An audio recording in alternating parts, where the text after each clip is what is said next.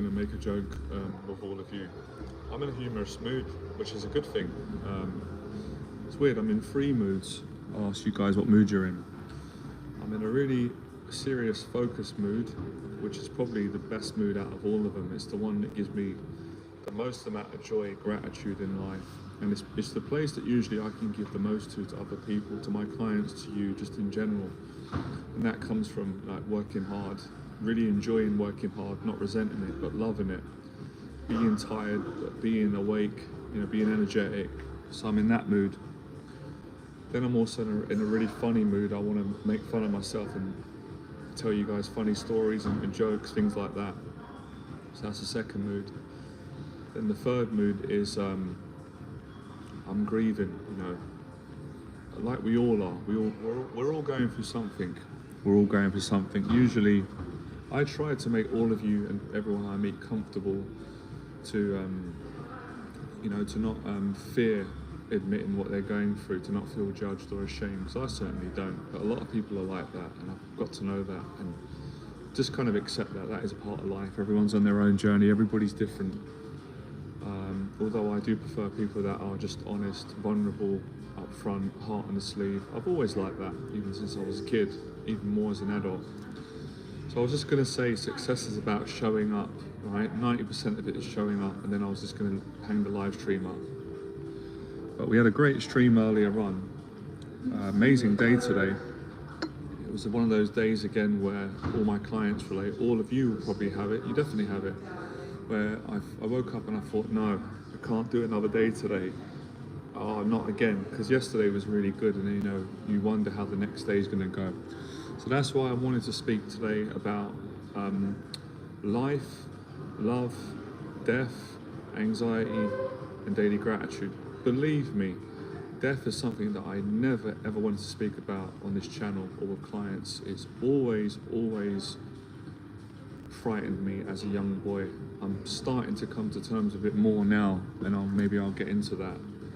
And that's probably why there's going to be no one on this stream. As soon as people see, it's probably not the best title, but I'm not into all that clickbait. I like to be honest and write what I want to write, what I feel, what is important, what's going to help people, and what feels right. For today's stream, daily gratitude.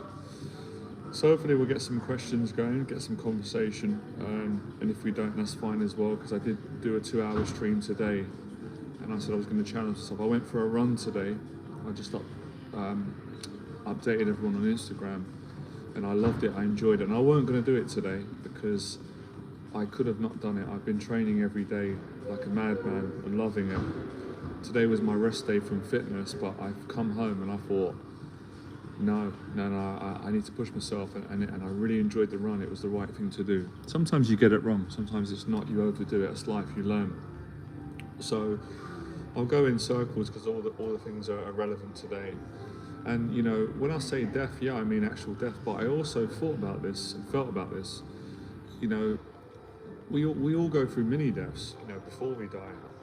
For those of you that have had life and death experiences, I know there's going to be people on the channel, and I have. You think you're going to die, but you don't. And when we face fears, there's a mini death that you go through. That's how I see it, anyway.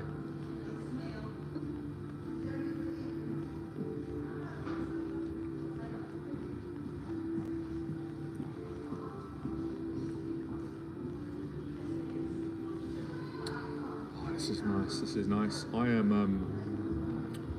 This is a great feeling. I am exhausted, tired, but this is a really good tired because I've been working hard, and I've been realizing the harder I work, how hard you have to work if you want to, live the best life, and you want to be successful in business, and you want to be successful at everything, helping people. You want to, in any walk of life, with your faith, whatever the case may be, you have to work hard, you have to commit. If you don't, then you don't get the results. You're not being truthful, you know it. You know yourself if you're not doing it, and if you are. All right, Frank, how you doing? Evening. So, okay, let's start this. How do we start this live stream? Let's think of some good stories. Let's see what comes out. When people ask me that lately, first thing I say is I'm grateful. I'm in gratitude. I am very well. Yeah, I've been really enjoying helping people. I really do enjoy the simple things in life, and I really like work. If I work hard, everything after that feels great. And I'm going to keep saying this, and I had this realization years ago. You know, when we talk about what is the secret to success or a happy life, everyone's got their own opinion. But I learned a long time ago, in my experience in life, and I know it's true for others, that, you know, one of the secrets is to work hard, especially for men. The harder men work, the happier you feel, the better you feel.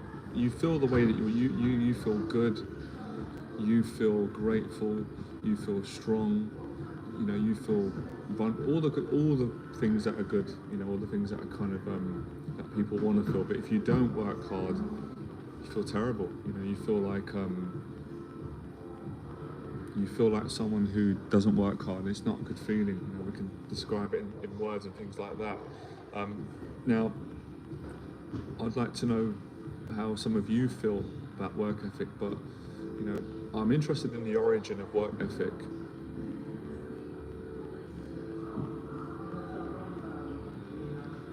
Okay, thank you. So for me, because I'm obsessed with work ethic, working hard, growing up poor, I grew up poor and I grew up on a council estate, working class background. So typically, we didn't have much money compared to someone who's wealthy or rich. We didn't have a lot of money. My parents worked hard, but we struggled financially, right? And emotionally at times. So because I didn't have much as in how the world views things, all I had really was the gift obviously from God, but my work ethic. So I understood from a very young age that if I want something, I'm gonna have to work hard for it, because no one's gonna give it to me, you know.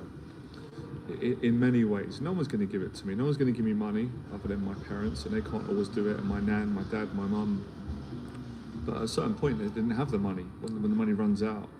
So I knew to myself that I have to work really hard. And then also, you know, because I got bullied growing up, my confidence got broken down. So I knew that if I wanted to be confident with women, you know, getting a girlfriend when I was younger with the girls and with guys, and be respected, and get a job, and be respected in society, at least that was my thought process back then, I'd have to work extremely hard, because I was, you know, in a disposition. I had a lot of anxiety, a lot of self-doubt, a lot of shame.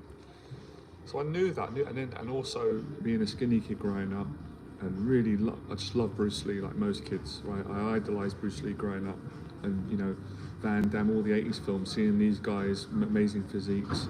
And I knew that these people work hard. I knew that Bruce Lee had come from a lot of insecurity, a lot of racism, being put down. And I read all these books, I studied them, I knew it. I know the language of working hard. I knew that as a kid. I could tell, if someone was lying, I could tell straight away. I just could tell. I could tell by their eye contact, their body language, their tone of voice, the energy that come out of them.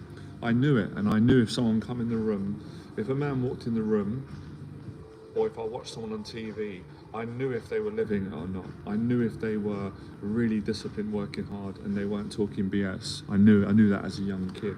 I just had that awareness and intuition. So I knew at a certain stage that I wasn't working hard in every area, financially, with my physique, with life, with career, with wanting to go to university. And the reason why I wasn't working hard was because I was absolutely petrified. I was frightened of life, I was frightened of dying, I was frightened of being hurt, harmed, rejected, shamed. I was petrified underneath. Absolutely, I was a sensitive kid growing up. And contradictory, I was really strong as well in other ways, but very, very weak. Let's read these questions. You can just make up for it, I'll get to that. So I knew what I had to do, but you know, knowing something and doing it are two different things. So when I really, when I moved in with my nans, I went out, me and a friend of mine, one of my best friends from childhood, we both, I introduced him to Bruce Lee and we got obsessed with it, and we started to exercise and train. So I bought all of Bruce Lee's books, every book on Bruce Lee. I went out, I bought every book I could get. One of his books that I loved was called The Art of Expressing the Human Body. I absolutely loved and cherished that book. And I like Bruce Lee's books because they had pictures, of his physique, his diet, and then I just was so fascinated by this man. And the things that fascinated me about Bruce Lee was, first of all, I loved his physique. I love that because I was a skinny guy growing up, slim, and I always got teased for that. So I love that the way this is how I saw it. Bruce Lee was a skinny man naturally. He was a slim man. He wasn't a tall man. I was tall, but he was skinny. He wasn't muscly. He wasn't big built. But what Bruce Lee done was, he worked with what he had, and he trained his ass off. He educated himself. He took the best bits of every discipline, and he developed a phenomenal physique. Right, where if he was in a t-shirt and clothes, right, he didn't look big, in clothes, because he wasn't a big built man. He didn't weigh that much. Yeah, Bruce Lee, at his heaviest he weighed 160 pounds, but that wasn't for long. And then he was about 140 pounds. And then when he was in Enter the Dragon, he was about 126 pounds. He lost a lot of weight. So he wasn't a heavy man, compared to the average man.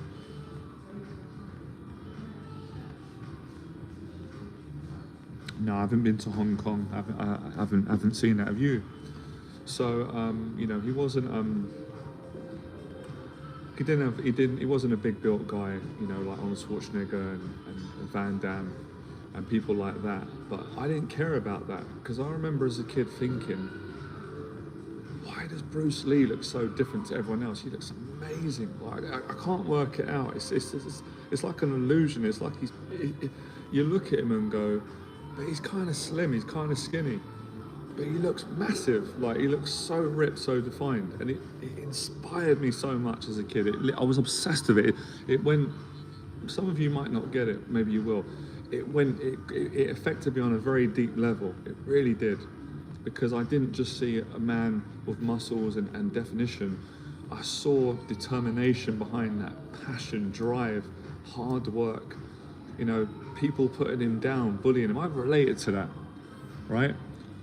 So I was like, I want that. I want to achieve something. Obviously, I can't be Bruce Lee, right? You can't, right? But I can be the best version of me. I want to be ripped, and I want that look, because I was a skinny guy, and people always made fun of me, and they would always say things like, "You need to put weight on. You need to eat more. You need to bulk up." And I used to say, "I can't put weight on." I had such a fast metabolism when I was younger, and I was really self-conscious about my body, very insecure. So I could model myself on Bruce Lee and say, I can do that with my physique. I want to get my physique. This is when I was in my 20s, where people will make fun of me and laugh at me, but when I take my shirt off, they're gonna be in shock, because I'm gonna be absolutely ripped to the bone. It's funny now talking about it at 40, but I'm still young. And my friend was the same. My friend had an amazing physique. We both built up. So I trained like a madman because of the inspiration. One word Bruce Lee said, because I'm big on words, dedication. And he said things like, if it kills you, it kills you. That was his mentality, his mindset. I had the same mentality once I committed to doing something. I've always been like that. No one can stop me other than myself. I'm obsessed. And if I'm not like that, then I always will fail at things, because I don't want it bad enough. Like I said the other day about the clients that I work with, the ones that are obsessed and committed, they're so easy to work with, because they're honest. They want to learn. They show up and they do whatever it takes to change their life and be a better person. But the ones that are too sensitive, get offended easily, they're not committed, they're resentful, they don't stick it, they don't get those sort of results. So, and then there was Bruce Lee's energy, his charisma. I liked his philosophy, and I had great memories of Bruce Lee. My cousin was, I was really close with my cousin growing up, and he was very athletic. He was good at martial arts, and I looked up to my cousin, and I'd stay at his place and we'd play fight. He would kick me and I'd punch him. And we'd play video games at my auntie's, and just had great times with him. So Bruce Lee, had the poster of Bruce Lee. We loved the movies. Everyone loved Bruce Lee growing up, pretty much. So Bruce Lee really connected with me, on a deep level. Like a lot of my friendships were built around the nostalgia of Bruce Lee. And then I remember talking to my dad about Bruce Lee, and I got a little bit angry and upset with my dad because he was a bit critical about something, and it annoyed me. I think my dad said something like, now my dad acknowledges that Bruce Lee was awesome, but my dad said something like, oh no, you don't want to be, you don't want to be like Bruce Lee. He was too skinny. You're a big man. I see what he's saying, right? Because I'm 6'1", Bruce Lee was 5'7", but I disagreed with him. But everyone's got their own opinion. That's life. But my dad acknowledged later on that Bruce Lee was the real deal. And I watched all his movies. I loved his films. I loved the messages in his films. There was a lot of political messages in his films that I agreed on, about treating people right, standing up to bullies, things like that. So I love Bruce Lee, his charisma, how he achieved. And also I knew that Bruce Lee, like me and like all of us, really struggled with fear and anxiety and demons. We've all got demons, right? Most people.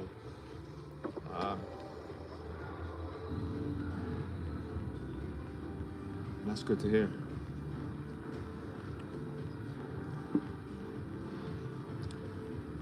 With regards to healthy eating, I'm consistent. So I have a little bit of junk here and there, but most of my diet is consistently healthy. If you follow me on Instagram, if you want, you can see the meals. You can copy them, model them.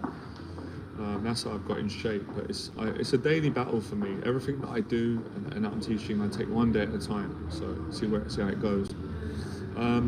So Bruce Lee, and it's sad, because he died so young, but he lived such a great life. He was only 32 when he died. And I remember just, it's crazy. It's crazy what he achieved, how ahead of his time he was. He was, his physique in the 70s, Bruce Lee looked better than most people today. It's amazing. He was ahead of his time. A lot of wisdom.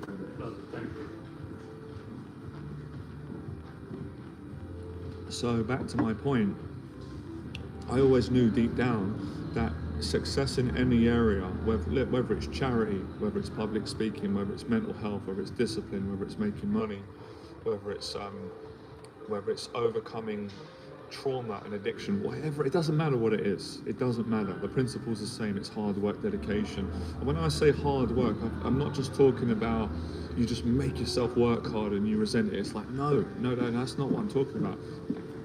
There's a beauty, you love it. You might not want to do it initially, but when you do it, you love it. You work hard because it's life and death.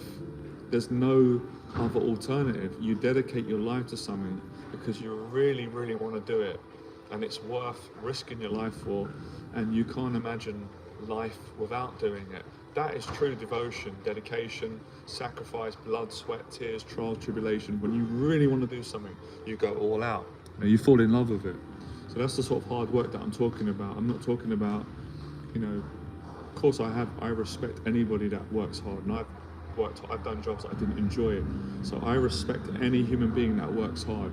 But I'm talking about, I'm not just talking about working hard and then you hate it and resent it. I'm talking about something that you love, that it gives you gratitude, that you put everything into it, your heart and your soul, and it makes you a better person. And that's what come across from Bruce Lee. And that's what I've learned from many people and myself and my mentors. So that come across from Bruce Lee. Actions speak louder than words, and the way that someone lives. It's not what someone says, it's what someone says based on what they're actually living, and they've got the evidence and the proof to back up and support it. Because people say all sorts of things today and they're not living it. And it doesn't resonate because it's like they're just saying things that someone else said that is successful that they haven't done, and that, for me, that's not honest. It's not truthful, so it's not going to help, is it? If you're saying something but you're not living it, then you're lying. I'm not into that. I'd rather someone be humble and say, you know what, I'm not living it. I'm not hard working. I respect that. Then I say, man, we might be able to be friends. We can talk. We can connect because I like your honesty. I like the fact that you're truthful. And you can change that. But if someone's arrogant and they've got no humility and they're not humble and they're telling me be positive, you can do this, you can do that, and I'm saying, wow, this person wouldn't even give a homeless person a pound. They wouldn't even buy their own friend a coffee. They're talking out of their backside. They're not honest. I ain't got no time for that. I ain't got time. Life's too short for that. So Bruce Lee was the real deal. He was the real deal. Obviously, you know, and again, we're all flawed. No one's perfect, even Bruce Lee. But it doesn't matter when you give it everything you've got, and you know, you help people. He helped so many people, Bruce Lee, including me. That's why I'm speaking about him.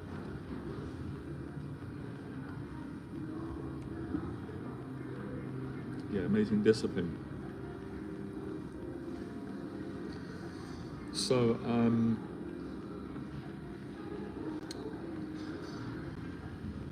yeah, you know, and as I said, my mum and dad worked really hard growing up. I really respected how hard my dad worked. He worked hard, you know, he worked very hard on my mum. So that was in the household growing up.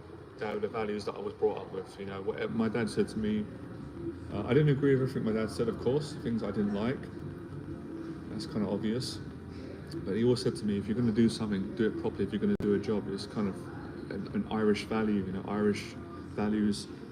And of course every culture, but my dad said it was an Irish mentality that if you're going to do a job, do it properly, or don't bother doing it. Don't waste your time. So these are things that were taught and fed to me growing up, and they mean something to me, a lot to me.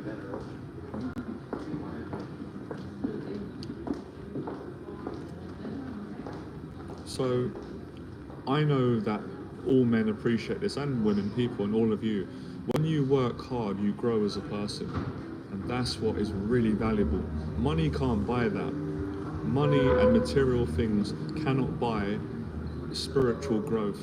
They can't buy it. I mean, you can pay for a mentor, and I can help you or someone, but you can't. You have to earn that. You can't buy that. You can't go on Amazon and go, I'm gonna buy discipline. You can't. You can't go into a shop and say, I'm gonna buy accountability. I'm gonna buy dedication like Bruce Lee. You can't do that. You know, not at the moment anyway. You have to earn it. You have to bust your ass. You have to work your ass off. You have to go through hell and back. But there's joy in it when you enjoy it. And that's what Bruce Lee taught me. That's what I learned from my dad, my mum. I learned that from myself. I learned that from the amateur boxing days. I learned that from business. I certainly have learned that from mentoring clients. I work my arse off to help my clients to change their life. I risk my own life every day. I risk my mental health because that's how passionate I am about helping people, that I committed, good people. And what else? So it's all those things, you know, when you fully commit to working hard, you cannot escape life, love, death, anxiety, daily gratitude. If you're really, really living it, and again, living it doesn't mean, for those of you that start thinking that, living it doesn't mean that you're perfect, because no one is, and I'm certainly not perfect. It doesn't matter. Living it means you're really living it, you're committing to it, whatever you do, whether that's training, exercising and dieting, whether that's running a business, you've got a business, whether that is just your day-to-day gratitude where you're making your bed and you know you're doing the best you can to treat people well. Whatever you're doing, you are doing it 100%, no stone unturned. And when you do that, the connection you get is beautiful. They're not growing. And many people have got not a lot of money and they're not happy too because they're not growing, they're not working hard. And if you're working hard, you'll know what I'm talking about. It's not intellectual. It can be heard intellectually, you might understand it. It's experiential. It is something that you earn through effort, through perseverance, and through breaking a sweat. You know when you worked hard because you stink, you sweat. Your arms are sweating, you're sweating. And that's because your body, is sweating, breaking down. You know, so on every level, your body doesn't lie. Your mindset knows it. Your mind is strengthened. Your emotions are toughened. They're that tough feeling. Your spirit has been exercised.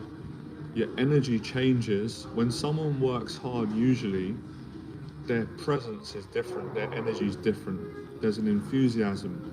They might feel light and beautiful to be around. They might feel a bit like, whoa, the energy is strong. Working hard changes your presence. And I knew that as a kid because I could sense it. I could sense it from my dad when he came home, when he was working hard. It's like, whoa, this energy is strong. That is masculine. Don't mess around. No, I mean that in a respectful way. When I met boxers, I met boxers down the gym, famous ones, champions, good amateurs. People that I don't know who they are. The energy is different. It's beautiful. The energy is the humility, the strength, the character. You feel it. You feel it. You feel it when you're around someone and they're working hard, man or woman, old or young. There's a certain energy that it gives off, and I also feel it when they're not. When people are not accountable, they're not being honest. They're criticizing, they're being weak, all that kind of stuff that we see a lot of today, which is no surprise, because the person that's working hard and disciplined and helping people and being kind and making mistakes and being honest about that, they're always going to be criticized and judged by those that are failing to have the character to do that. But they'll also be respected and appreciated by others that they're helping or that are doing the same thing.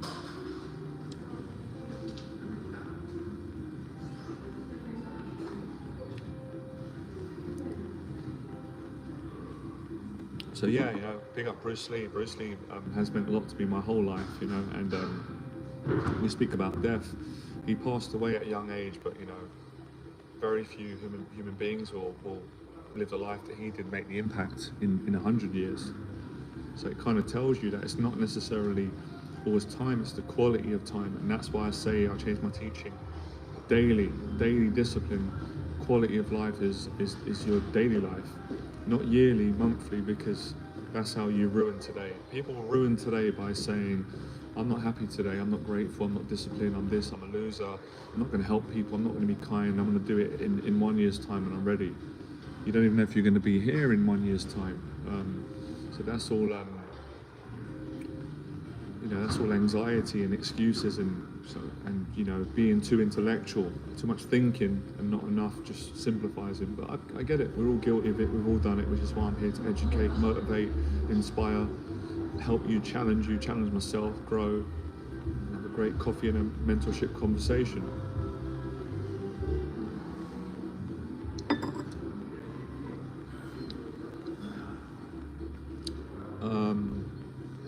What else are we going to talk about? And get some questions going.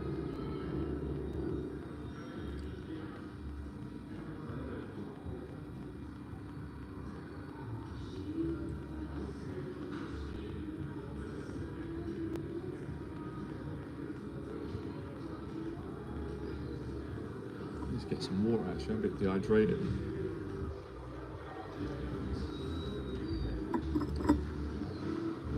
Pain comes to mind, when you work hard, it's really painful in periods, but this is where it's hard to explain in words. I do my best because you have to experience it. But if you keep working hard and you keep facing that pain and celebrating it and thanking it, it turns very beautiful. You become more peaceful, or you find joy in the pain. I found that in the amateurs in the boxing. Everyone, when they first do amateur boxing, doesn't like getting hit. Even some of the world champions tell you that the first time they got punched, they nearly ran out the ring. I didn't like it. I thought I didn't think it was gonna hurt me that much. I wasn't sure because I'd never done boxing before, and I'd grown up getting bullied, and I'd been in a lot of street fights, and I didn't like fighting. I'm not glorifying fighting, and I was a sensitive kid, but I had to fight for my life. That's all. It's okay to get some water. Well, thank you. When I went down to the amateurs, I thought, this is going to be similar to street fighting. It's still punching. It's not really. It's different. It's different. They're a lot more skilled. The timing is different. Especially a good boxer, a good amateur. So, I was no good when I started, like most people, and the person I was trying to hit was just moving out of the way, toying me, and bang! When it hit me, I was like, ow! I was like, bloody hell, that hurts. I don't like that. I was like, and then another shot, and I was like, God, my jaw's gonna break. This hurts. When your adrenaline's not going, the punches do hurt. When people say it don't hurt, that's not true. It don't hurt when your adrenaline's going, but your adrenaline is not always going, especially when you're new. So you get caught with a shot, and it does hurt.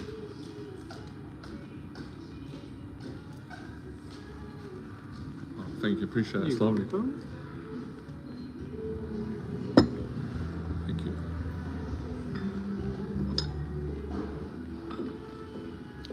Water's lovely. It's great. Yeah, with the sparring, with the boxing, when you first do it, you're not used to it. You're weak. You're not conditioned. So when you get hit, you know your whole body it doesn't react well. So you naturally don't want to get hit again because you're like, I don't want to go through that pain. So you try to escape it. But if you're really committed, and I wasn't fully committed to it, to be honest, at the time. I had to go away and think about it and go, no, I really want to do it. And I got more committed and I went back in. And over time, you kind of, in a weird way, you start to enjoy it. You get used to it. For the pain that you take, for the pain that you receive with the boxing and the punches and the beatings and the sparring, at least from my experience, you get so much joy that you're willing to go through the pain. See, these are truths that are beautiful, and I don't want to sound egotistical, but I bring these in my teachings because it's real life. It comes through my teachings. So the same, like I say, I learned a lot from Bruce Lee and from my own life. From boxing, I brought that into business. I bring that into everything when I'm doing sessions with clients and they're saying, oh, I'm in a lot of pain because I got bullied, or the shame I'm dealing with, or my trauma. Like, I understand. If you keep talking about it and being honest, your pain's going to start to go away and you're going to feel joy, and that's when you're going to be more socially confident around people. So yeah, social anxiety, you're not going to overcome it without going through pain, and that's what people think, but it's not true. And all these things online where they're just lying or they're trying to make a quick buck, it's not truthful. I had social anxiety. You've got to go through, it's kind of the same as sparring. You've got to work through it and keep sparring socially and meeting people and being authentic. And there's a lot of times where you're not going to be authentic and you're going to feel bad about that. You're going to go away. You've got to go back out again and work at it. It's the same process. It's hard work. I've said it in every area. And the harder you work, the happier you become. The harder you work, the less pain you've got. The more stronger you become. You definitely become more humble. It's very, very rare. I mean, of course you get some people, but generally, usually, maybe people have got online personas and I don't, but if you meet people in person, you get to know them. Usually they're very humble people if they've worked hard, because they couldn't get to that level without having some humility. And the way that hard work breaks you down is, and that is a very good thing for people, for all of us. It's a gift to be humble and to practice being humble and have humility, because it's true what Mike Tyson said. If you're not humble, it's happened to me, I've experienced it, life will humble you. At some point you see some people and they're arrogant and they're nasty to people, big-headed, all that kind of stuff, and you think, oh, they've been doing this a long time, why are they getting away with it? But then you see it catches up to them, and then they have some sort of loss, meltdown, something happens, so humility and being humble is important. I really do try my best to practice it every day, and it makes you a better person for sure.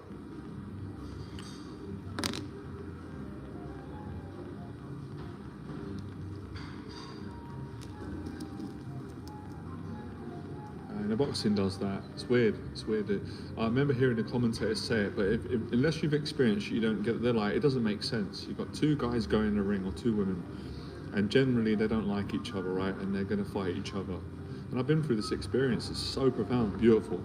I'll tell you a story, actually. I told you guys I'm getting old because I'm already telling you stories. So we don't use the word old on this channel because I'm 40 years young. You can be 40 and old or 40 and young. The choice is yours. That's true. That's actually wisdom there.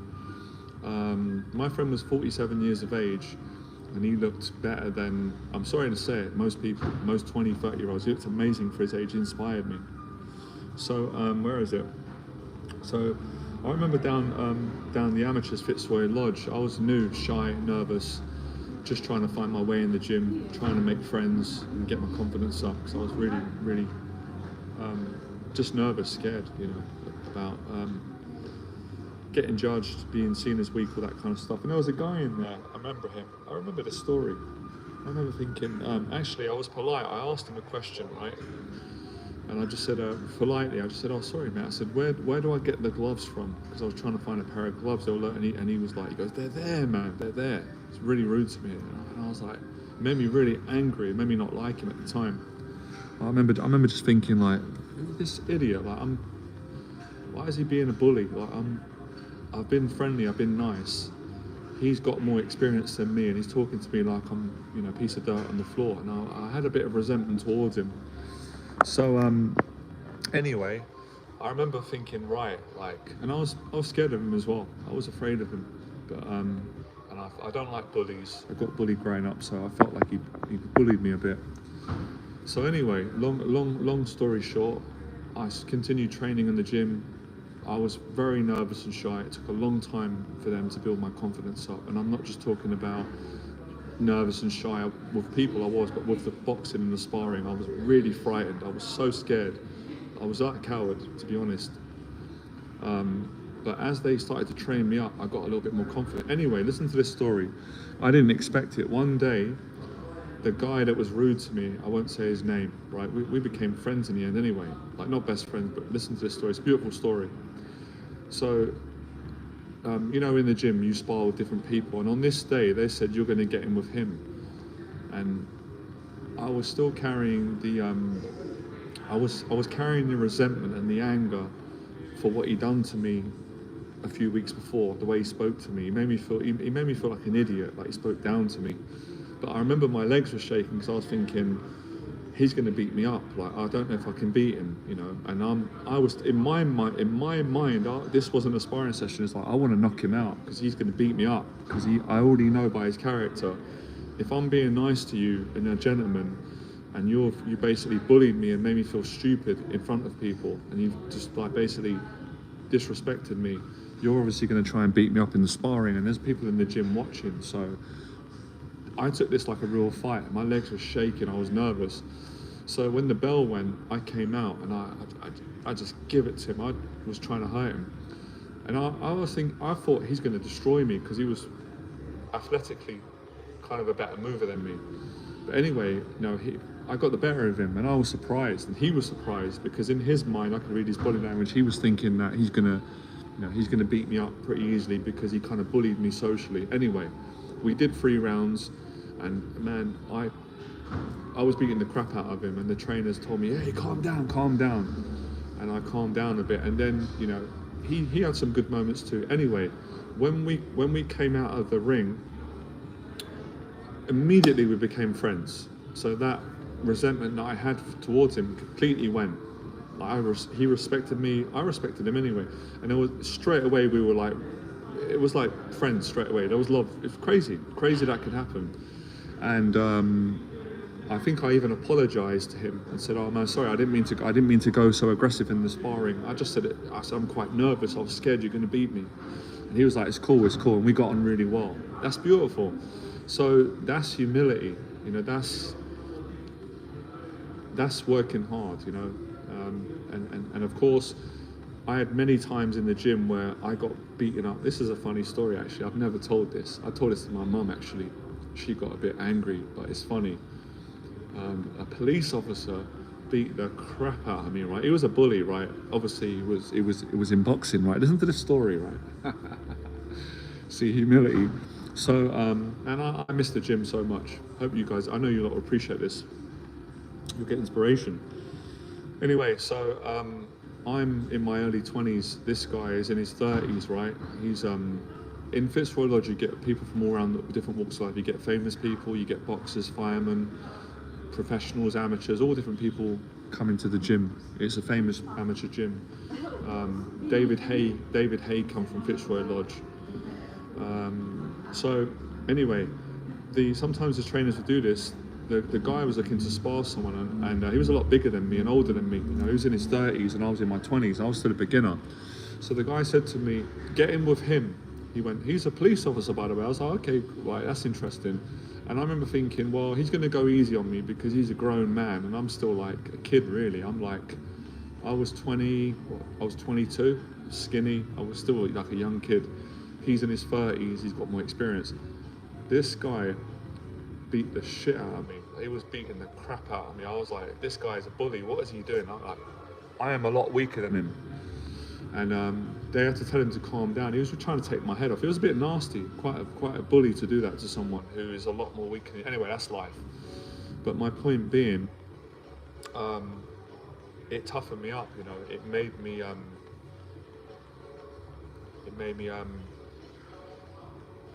be able to tell stories like this and inspire people. And that's why I train hard, because I learn from good people and these experiences, however you want to call them. So yeah, you know, sometimes you get your ass kicked. I got my ass kicked many times in boxing, and sometimes you kick some ass. I kick some ass sometimes, but you respect people. You respect them because you respect what it takes to get in that ring and climb under those ropes. Even in a sparring match, it takes a lot of courage. It's not easy. It wasn't easy for me anyway. But the joy you get is amazing. When I go home and leave the gym, I'll go back to my nads, I would feel like a billionaire. I say that term because I know a lot of people really today, unless your mind's renewed, they value money like the best thing, and I don't, right? Money can be great, but it's not that great.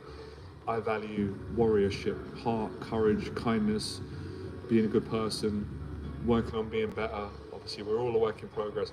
So the way that I would feel when I would leave that gym, I would feel all the things that any decent human being would want to feel. A lot kinder. I'd believe in myself. I'd feel rich. I wouldn't be afraid of life. I would not be as afraid of it. Everything would taste good. I would love life. Why? Because I went through the pain. I went through the suffering. I humbled myself. Every time I went in that ring, I didn't know what was going to happen. Am I going to get beaten up? Am I going to get knocked out? Am I going to do what? Am I going to get sick? Who knows? Let's find out. So that was really living it in those moments. And I got a lot of courage and strength from those experiences in Fitzroy Lodge that have served me right to this present day, all throughout my life. Helped me to teach.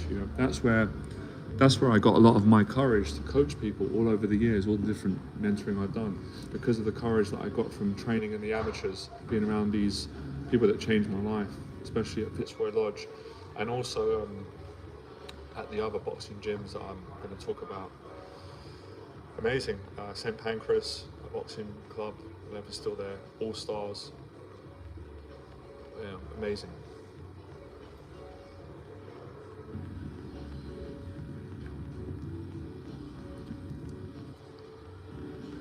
But yeah, it was tough, man. It was tough. On some days, it would be like, everyone would do it. If you're on, you would question yourself. You'd say, I don't know if I can come back here again. Like, you enjoy it, but another part of you is so difficult and demanding and mentally and emotionally exhausting and challenging and scary that you ask yourself, I don't know if I want to go through this again tomorrow. And you actually sometimes, as Teddy Atlas would say, you do make silent agreements and say to yourself, you know what, I've got to find a way out.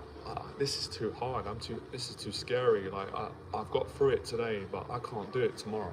And that's courage. That's guts. Every man feels like that deep down, if he's really challenging himself. So there's value in that.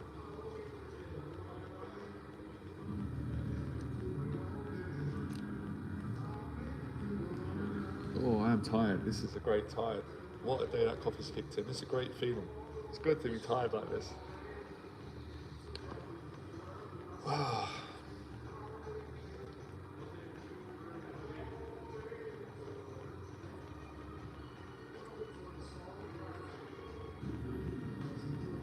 So yeah, if you want to find gratitude each day,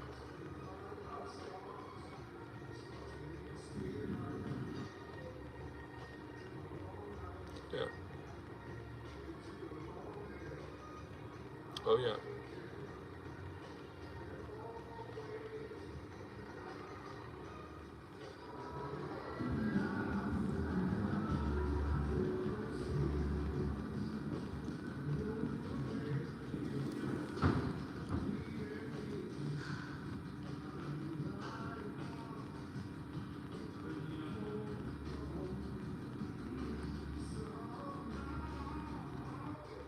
I mean, it's nice to earn money. Obviously, we've got to make a living. but it's good to have a grounded relationship with it, and I'm learning that, and I think I'm doing a pretty good job teaching my clients how to have a better relationship with money by having a better relationship with people and yourself, and really working on daily discipline. You know, the practicalities of life, the simple things that are difficult, like exercising, dieting, using good manners, cleaning, being grateful. These are the things that build. These are the things that money can't give you alone. But if you build these things and you can appreciate money, you can respect money, you can earn money, you can give money away and help people with it, which is what I've always done and want to do more of. But you don't have to be a prisoner of it, you don't have to be frightened of it, and you don't have to let it define you, as you don't need to let anything else define you, which is materialistic or money, things that we can't take with us when we die. But you know, how you live, that's something that I can't find the right words right now, but you guys and girls will understand me. That counts for something.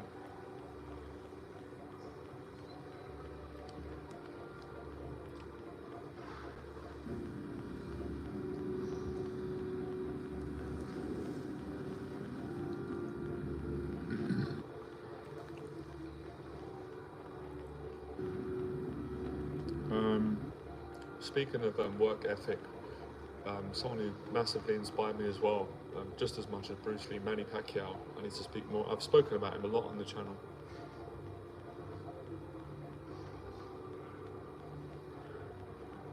Oh, that's great. You did boxing as well, Flores. Yeah, Manchester's got a great community. I grew up watching a lot of the Mancunian fighters. Ricky Hatton, I'm a big Ricky Hatton fan. Even, you know, the other fighters, Michael Gomez, Jamie Moore. Is it Jamie Moore? I used to watch loads of British fighters from Manchester growing up. I loved it.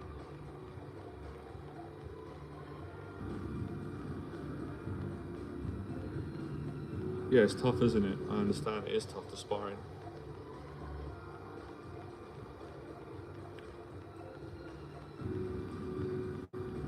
Well, like you, RJ Flores, it took me ages to do it. You know, there was times where I wouldn't do it. I was too scared. I'd go to the gym, and a few times I would turn back home. I just couldn't walk in. That's how scared I was, and that's gratitude. That makes you appreciate the journey. There were times where I just couldn't do it. Couldn't walk in the gym. You know, you get days like that. That's part of life. You know, no one is perfect every time, and no man is brave in every single moment. Even the bravest of men, at some point, have been cowards. And that's why, you know, it takes one to know one. But consistency is the key.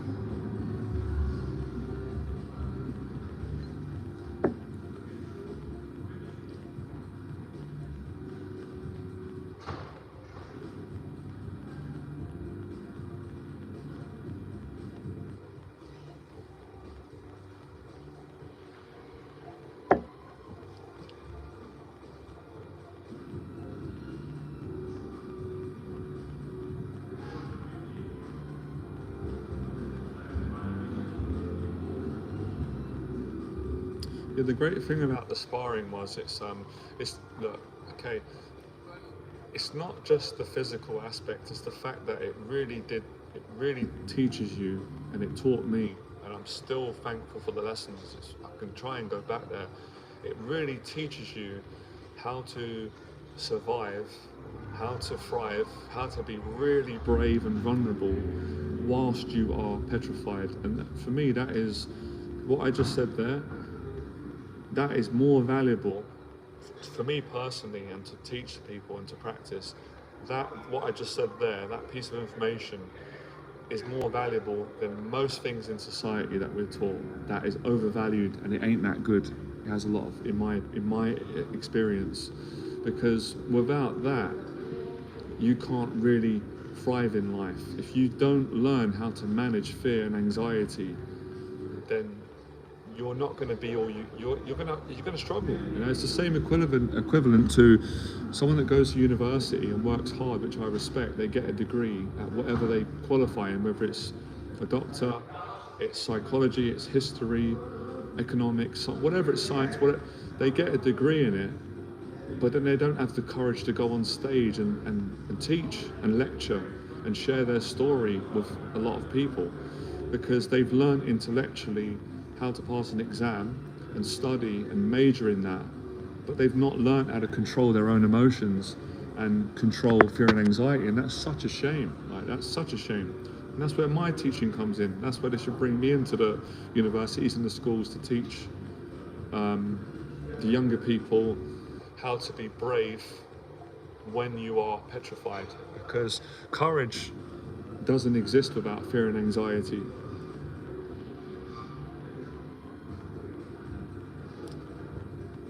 Nice. I love your boxing knowledge. Yeah, man.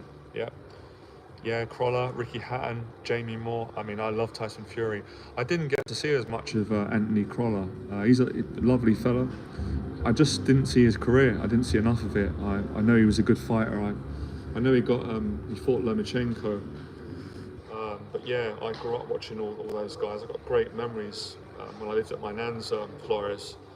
I worked at Raw Mail as a postman, and there was a guy there that I knew, who was a friend of my uncle's. He used to give me these tapes, because I didn't have Sky at the time at my nan's, and he would tape all the boxing, and he would just go to sleep, leave it in, and go, here's a boxing tape. And I'd love it. I'd come home from doing my post, go to my nan's, get some snacks.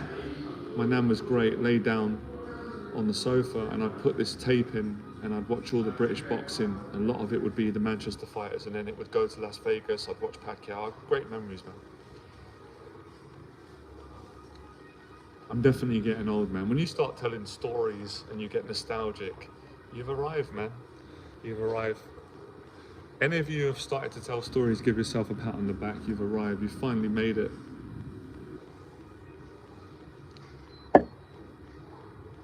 I'm in the mood to make some jokes, man. God. I live a boring life, man. It's Saturday night. I'm not drinking. I've got water, coffee. I've got a charger. I'm live streaming, but I'm living a dream. This is how I like to live. This is what I enjoy. Yeah, I live a boring life, really. I wake up in the morning, I make my bed, I say thanks, clean my apartment, I go for a run, I go to the gym, I come back from the gym, I work with my clients. If I haven't got a client, I work on the business. I come home, I eat my broccoli and salmon.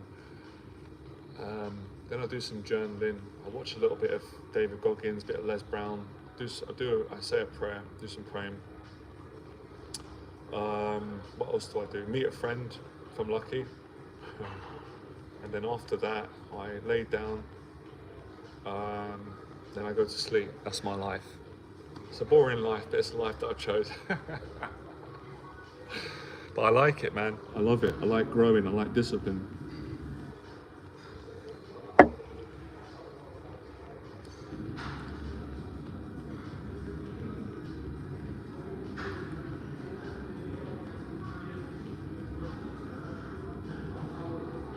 I knew the battery would run out. So what did I do today? I'm trying to break a record with these live streams. I'm not there yet, I'm getting there, progress each day. So I did 2 hours today. No, we did 2 hours and a bit, 2 hours. I've almost done an hour now, that's 3 hours. I wanted to do 4 hours today. I'll see if I can do it. And I want to keep building up. You know, in my head I've got 10 hours, but we'll see. We'll see where it goes.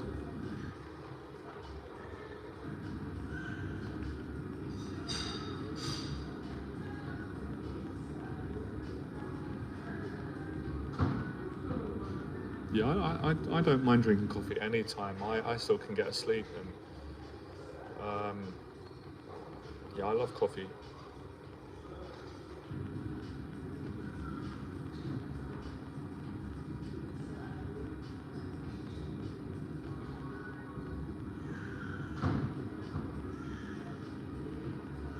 Well, I found when you train hard, I sleep really well, you know, because like as you can see by this time, I start getting tired now, especially when I get up early.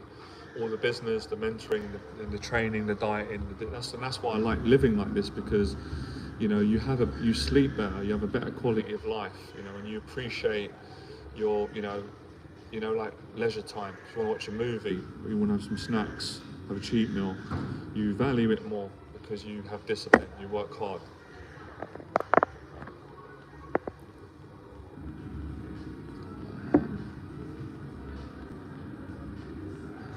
you know what? I'm gonna have a break now, guys.